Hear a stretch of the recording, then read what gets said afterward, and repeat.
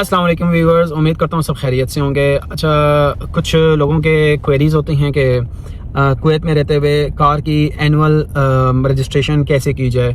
उसमें कुछ ये चीज़ें होती हैं जो टेक्निकल इंस्पेक्शन होती है। टेक्निकल इंस्पेक्शन करवाने के बाद आपको कुवैत की जो व्हीकल जो रजिस्ट्रेशन है वो एनुअली वो क्लियर करवानी पड़ती है और उसके बाद आप यहाँ पे कुवैत में आप ड्राइव कर सकते हैं। अच्छा, उसके हवाले से मैं ये बताता चलूँ कि सहल में आपके पास नोटिफिकेशन आता है, रिमाइंडर होता है कि आप अपने कार की रजिस्ट्रेशन करवा दें। आपकी जो एनुअल इंश्योरेंस है वो एक्सपायर हो रही है। ये 2 महीने पहले से आपको नोटिफिकेशन आना शुरू हो जाता है, फिर उसके बाद 1 हफ्ते पहले नोटिफिकेशन आ जाता है। उसके बाद आपने करना ये होता है कि आप एक दफ़ा, अगर आपको पता है कि आपकी गाड़ी की कंडीशन अच्छी है, कोई प्रॉब्लम नहीं है, तो आप डायरेक्ट किसी भी इंस्पेक्शन सेंटर चले जाएं। यहाँ पे प्राइवेट इंस्पेक्शन सेंटर भी हैं और गवर्नमेंट का भी है। मल्टीपल आपको गूगल पे मिल जाएंगे। तो गवर्नमेंट वाले जो इंस्पेक्शन सेंटर है उसको लोग कोशिश करते हैं अवॉइड करें, क्योंकि वहाँ पे स्ट्रिक्टली चेक किया जाता है। प्राइवेट में ये होता है कि 10 कुवैती दिनार थोड़े से एडिशनल चार्जेस होते हैं, बट ये कि वो वहाँ पे ज़्यादा टाइम नहीं लगता और ईजिली हो जाता है। अच्छा, उसका तरीक़ेकार मैं आपको बताता चलूँ कि आपने, अगर आपकी गाड़ी पुरानी है और आप सेटिस्फाई नहीं है कि हो सकता है कोई फॉल्ट निकला है, तो सबसे पहले आप जाएं किसी रेलेवेंट मैकेनिक के पास, उसको अपनी गाड़ी चेक करवाएं। कोई भी आपको फॉल्ट नज़र आता है तो आप उसको क्लियर करवाएं और गाड़ी की सर्विस करवाएं। सर्विस करवाने के बाद फिर आप जो है ना किसी भी इंस्पेक्शन सेंटर ले जाएं।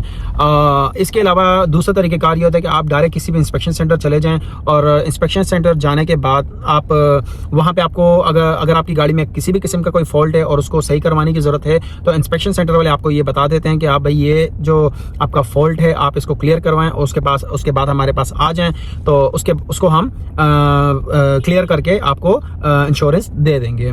तो फिर होता ये है कि जो चार्जेस के हवाले से बात करूं, तो अगर आपको रजिस्ट्रेशन और इंश्योरेंस वगैरह देंगे तो उसके चार्जेस आपसे चार्ज किए जाएंगे। अगर कोई फॉल्ट निकल आता है और आपको उसको सही करवाने के लिए भेजते हैं तो उसके लिए कोई चार्जेस आपसे नहीं लिए जाएंगे।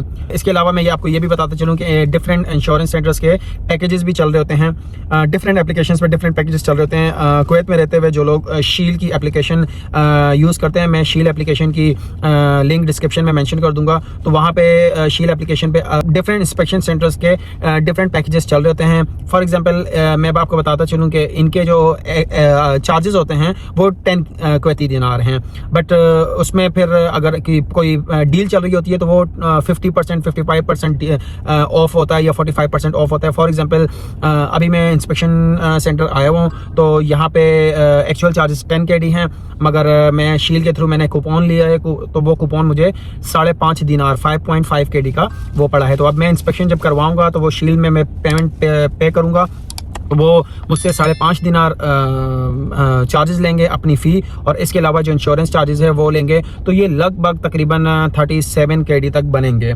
अच्छा, ये डिपेंड करता है कार्स पे भी कि अगर बड़ी कार है तो उसके चार्जेस ज़्यादा हैं, छोटी कार्स हैं तो उनके चार्जेस कम हैं। चूँकि मेरे पास प्राडो है, 6 सिलेंडर है, तो इसके चार्जेस ज़्यादा होते हैं। अगर इसी तरह जो ना सीडान है, कार है, तो उसके चार्जेस थोड़े कम होते हैं, तो गालिबन 30 KD तक होते हैं। तो प्राडो के तकरीबन 37 KD तक चार्ज होते हैं। तो इससे पहले मैं सर्विस स्टेशन चला गया था, सर्विस वगैरह करवाई, तो वहाँ पे मैंने 3.5 दिनार दिए और मैंने ऑयल चेंज करवाया, थोड़ी सी ट्यूनिंग वगैरह करवाई, माइनर ट्यूनिंग, तो उसके मैंने 7.5 दिनार दिए। तो टोटल 11 दिनार मैंने वहाँ दिए। और कुछ छोटा मोटा मैकेनिक का फॉल्ट था, तो वहाँ पे मैंने कुछ चार्जेस दिए अराउंड 10 KD तक।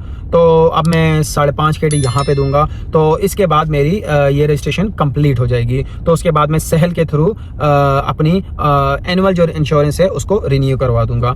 सो फाइनली फ्रेंड्स, हमारी कार की रजिस्ट्रेशन कंप्लीट हो चुकी है और जैसे कि मैंने आपको सारा प्रोसीजर बताया, उस प्रोसीजर को फॉलो करते हुए अगर आप चलते हैं और आप किसी भी कार इंस्पेक्शन के डिपार्टमेंट में जाते हैं, तो आपसे 36 KD के करीब चार्ज किए जाएंगे अप्रॉक्सीमेट।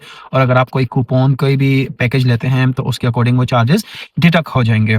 ओवरऑल प्रोसेस में बताऊं तो आपको टाइम लगेगा तकरीबन 1 से 1.5 घंटा। उसकी रीज़न ये है कि जब आप इंस्पेक्शन ऑफिस आते हैं तो आपको सबसे पहले, अगर गाड़ियां ज़्यादा हों तो आपको लाइन में लगना पड़ता है। जब आपका नंबर आता है आप अपनी गाड़ी को ड्रॉप करके ऑफिस चले जाते हैं। बराबर में ऑफिस होता है। हर इंस्पेक्शन कंपनी का अलग अलग तरीके कार होता है। आपको वहाँ पे सिविल आईडी और दफ्तर की रिक्वायरमेंट होती है। सिविल आईडी और दफ्तर वो चेक करते हैं सिस्टम में, उसके बाद आपसे पेमेंट चार्ज की जाती है। देन आप वेट करते हैं।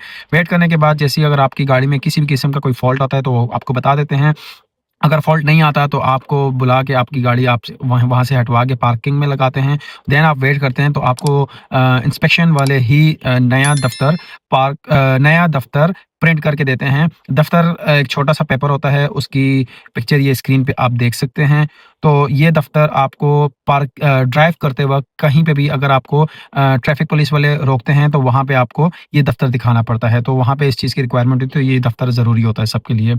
तो आज की वीडियो में बस इतना ही। इंशाल्लाह नेक्स्ट व्लॉग में मिलेंगे किसी और इन्फॉर्मेशन के साथ या किसी हल्ला-गुल्ला एन्जॉयमेंट के साथ। अपना बहुत ज़्यादा ख़्याल रखिएगा और दुआओं में याद रखिएगा और मेरे चैनल को सब्सक्राइब करना ना भूलें और शेयर, कमेंट्स वगैरह करना ना भूलें। अल्लाह हाफ़िज़।